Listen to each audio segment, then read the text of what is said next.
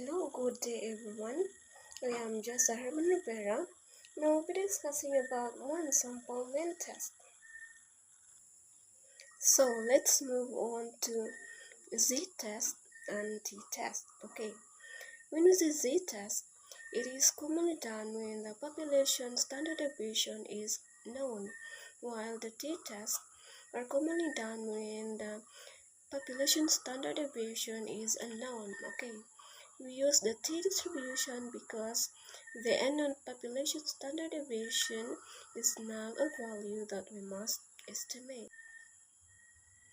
Okay, I have here a questions that need an answer.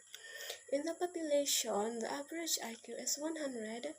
A team of scientists wants to test a new medication to see if it has either a positive or a negative effect on intelligence, okay, or no effect at all. Okay, a sample of 30 participants who have taken the medication has a mean of 140 with a standard deviation of 20. Did the medication affect intelligence? The alpha is equals to 0.05. But before we proceed to these questions, we do have steps to be followed. First is define null and alternative hypothesis. Second is to state the alpha. Third is to calculate the degrees of freedom. Fourth is to state the decision rule. Fifth is to calculate the test statistics. Sixth is to state the results. Last but not the least is to state the conclusion. First, we need to define the null and alternative hypothesis. Okay, each zero is a null hypothesis. The mean is equals to 100 because in the population the IQ is 100. Okay, each one is alternative hypothesis because the mean is not equal to 100.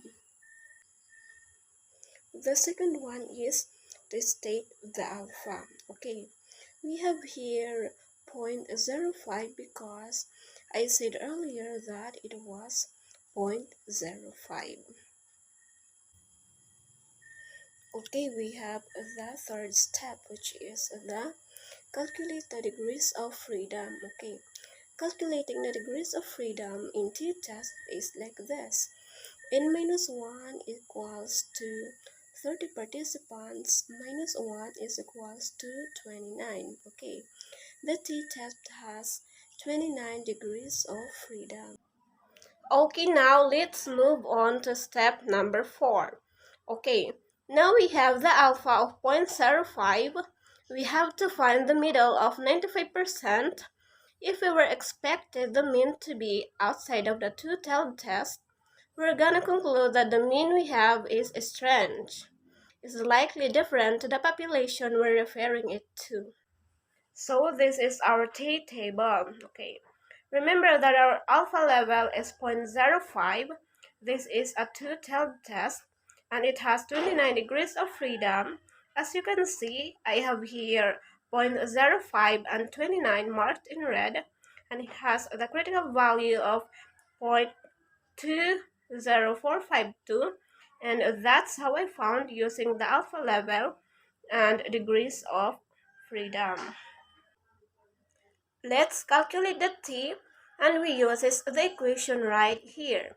Okay, for sample mean is 140, population mean is 100, the sample standard deviation is 20, and the sample size is 30. Okay, so I'm gonna plug these things into equations, and that what I get t equals to 10.96.